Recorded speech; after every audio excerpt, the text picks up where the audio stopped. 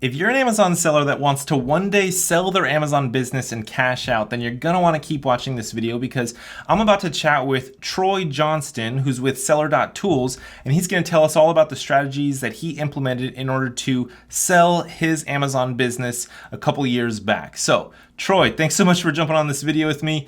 Tell us about, what Seller.Tools is and a little bit about yourself.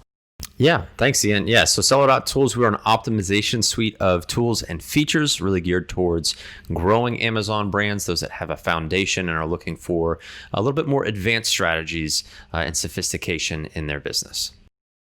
Awesome. And my name is Ian Smith. If you don't know who I am, I run an internet marketing agency that specializes in working with a lot of Amazon sellers, and it's called evolvemedia.agency. We run Facebook ads, messenger bots, email marketing, all that kind of stuff. So let's go ahead now and just question the heck out of Troy and figure out how did he go about cashing out and then moving on with his life without having to continuously run his Amazon business. So first, Troy, tell us, what was the products that you were selling in your Amazon store?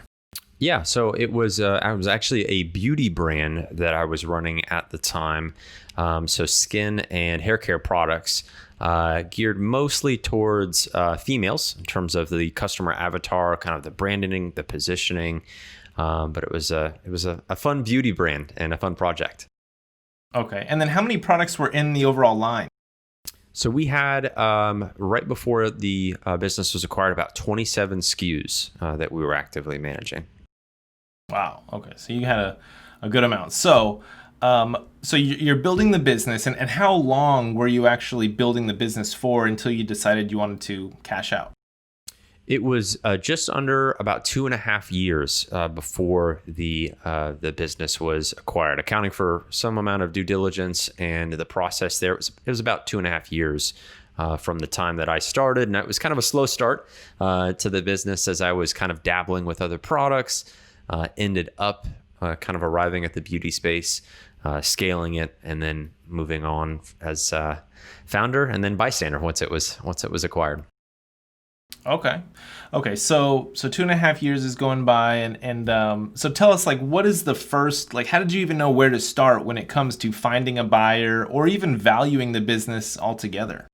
Yeah, I mean, it was an exercise for me as a kind of a first time physical product business owner to really go through and understand the numbers, financials, valuations that were reasonable. Obviously, at that time, that can always change based on kind of the landscape, the economic factors. But yeah, I really kind of had to get my hands dirty to see, hey, what was reasonable to expect based on the size of the business, the growth, the health of the business. To where both the narrative and the financials were really in a good way to be acquisition ready. And so, yeah, kind of went through some of those exercises, brought some people into my network to get a second pair of eyes to say, hey, this is what I'm kind of thinking about. Is this the right time? Get some of that outside perspective. And it was, I think, ultimately, as looking back in hindsight, the timing was good. The numbers made sense for me to go ahead and realize an acquisition, but then also the upside in terms of final numbers for the deal worked out great. Okay. So tell me, what kind of assets did you actually build for the brand? Obviously you have the revenue and the sales coming in from Amazon. Were you on any other marketplaces? Did you have an email list or a Shopify website or anything like that? Yeah, so we did build a list. We had a Shopify site, website that we were actively managing. We had a footprint kind of being built out on Walmart, just kind of in its infancy, but starting to kind of branch out into some of those other channels and vetting others. I mean, as you're still running the business and really being able to speak to the narrative of the potential, looking at subscription offerings. Obviously, that's very exciting in the beauty space. So we try to remain forward thinking, but we were kind of a slow moving giant. We wanted to incrementally, add those channels and that exposure over time. And when you say Walmart, you mean Walmart.com, right? You weren't in Right. Walmart stores. Correct. We had some conversations with different retailers that didn't come to be at that point in time. And those conversations tend to be a slog. It's not the same thing like Amazon FBA, where we take for granted the idea of sign up, send product, and you measure that in weeks versus the months and months of dialogue and exchange and build up that can take place with having a retail presence for your brand. Yeah, for sure. So how did you actually eventually find that buyer? Where did you meet them? Yeah, so I went through a number of rounds of discussions and connections, and met with a number of different brokers, potential buyers, kind of suitors for the brand. And I was pretty intentional about being open about the idea of having the brand acquired. And so I put the feelers out in my network. I went through some of the normal channels of, via LinkedIn, if I could do through keyword terms or seek out or get in touch with brokers. I was pretty intentional about outreach, and that led to a few offers being received. I met with a few different folks in person, but was really wanting to realize interest from a strategic buyer. Those are always more advantageous, of course, where they can see the upside. Again, they tend to look at both the narrative and their kind of strategic input to really inject that value and realize the upside as they come in and acquire the brand. So it just so happened to work out that way. Somebody who really kind of knows and understands the e-commerce space and some of the Amazon specific elements, and could appreciate all of the gains, all of the the scale that was realized in a relatively short period of time. But yeah, it was really just kind of an intentional span of time of saying, if I'm having these conversations, if I'm completing this outreach, how can I kind of plant that seed of, not being so overt, hey, I'm trying to sell my business, but letting them know, hey, we are at this point. It's a really exciting time. And that's where that narrative can excite a potential buyer, a suitor, or somebody in your network. Like I said, they could be a step removed, have somebody who's also operating in the space, maybe looking to acquire. And yeah, it's served out. I had some really crummy offers too, come alongside some really great offers. So it's a really interesting exercise, I think, when you intentionally try to open up the floodgates, because I think that's good to do. It's like you're selling anything in that way. It's instead of a multi-million-dollar business, you sell something on eBay or Facebook, you want plenty of interest, you want plenty of buyers, you want, negotiate, options. have them kind of negotiate against themselves and sort of say, hey, this is the most desirable for me to realize and hand off this brand to the right person. And you didn't go through, or did you ever entertain the idea of a business broker? I did entertain it. It's not something that I was. I really wanted that to be the safety valve, kind of the last resort. So it's not to knock on that, of course. If there is nuances to your industry, your space, and the right broker that you're working with, absolutely nothing wrong with that. It's just what I've seen in terms of M&A, general business acquisitions, especially in our space. It's far better to look at and complete some outreach through strategics, because like I said, they just sort of get it. They're not so beholden to the numbers where they just give you a multiple and it's take it or leave it. Is they really can buy into a narrative, and they can see that a trajectory along with a really great idea of what a year can look like, where, it's always, we're living in the most unforeseen year that you can imagine.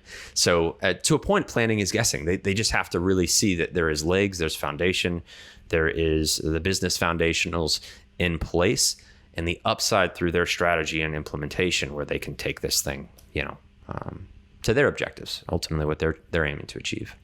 So the way I see buyers, right? They can either be buying your business to add to their portfolio of businesses.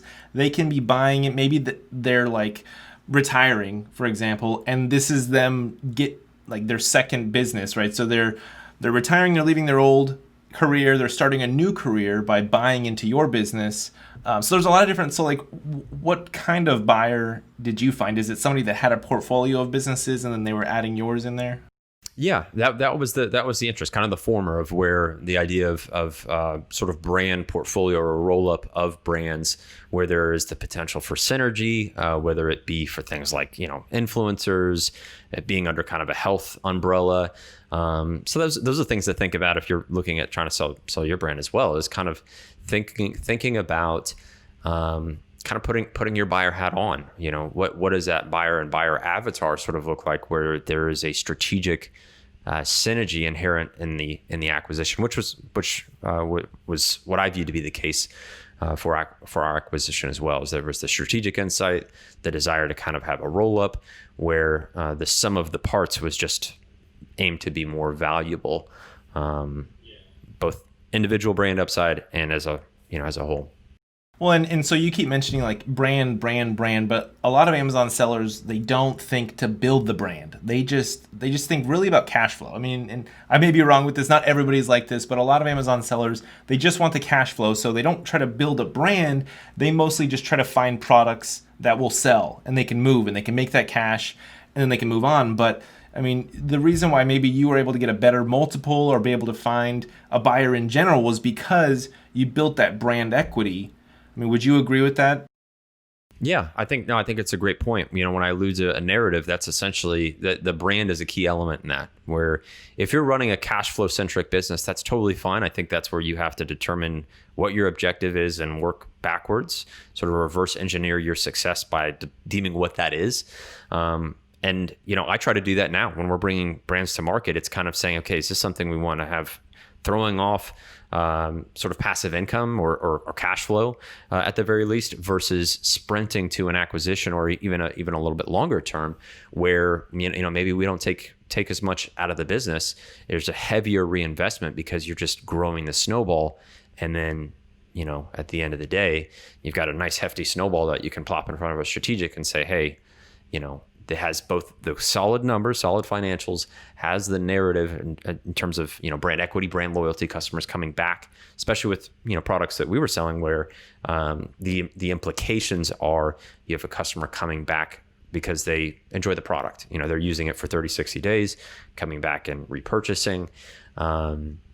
So yeah, those are things that sellers, or buyers, look for as well. Is do you have a customer where your LTV can span over years versus a one-time purchase, and you may never speak to or communicate with that customer again? Yeah, lifetime value, that is definitely key. And how wide is your product offering, right? You said you had 27 SKUs. That's awesome.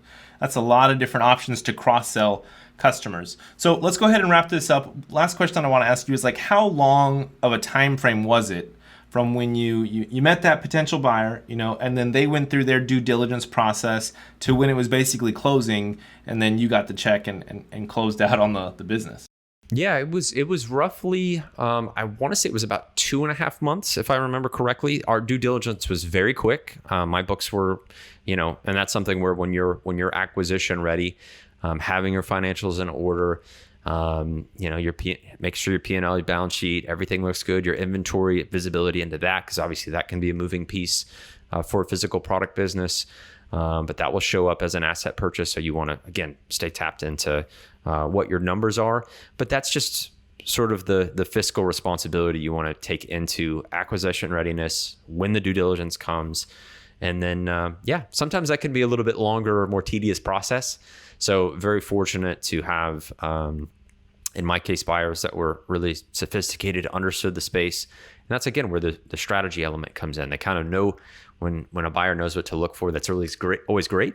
But if going into it that they may not, that's maybe where you want to just, throw even more time and effort and energy into it to where, for your part, you can make the due diligence that much easier. Yeah. Button up everything. Make it super easy for the buyer to just look at, okay, email list. Okay, the data on the email list. How many opens? How often are you hitting the email list? Do you have a messenger list? What kind of online presence do you have? Organic ranking with the search engines on Amazon and Google. Try to just get everything just so presentation ready so that they can just look at it. And also get an appraisal on your business. Like, talk to a professional business appraiser, and so that you want to make sure that the number that you're asking for is not going to be like way too high or too low. Like that professional business appraiser will look at your data. Maybe they'll even have some insight into tell you how to better get things tidied up with all the numbers, the books, and everything. And so then that way you have like a very somewhat accurate number to give to that buyer, and they don't think that you're crazy, and then all of a sudden you're missing out on opportunities because you asked for a crazy high evaluation and you're not burning people, burning your chances like that. So anyway, thank you so much to Troy with Seller.Tools for taking the time and giving us some insights into how he was able to cash out and sell his Amazon business. If you got value from this video, click that thumbs up button, turn it blue, leave a comment below if you have any questions at all, and we'll catch you in the next one.